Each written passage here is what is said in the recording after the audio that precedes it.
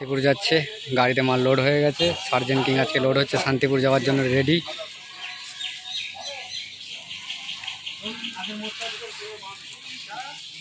আজকে গিয়ে মাল বাঁধা হবে, রবিবার সোমবার কম্পিটিশন আছে, দেখতে চলে আসবে। মাল প্রায় কমপ্লিট হয়ে গেছে লোড করা।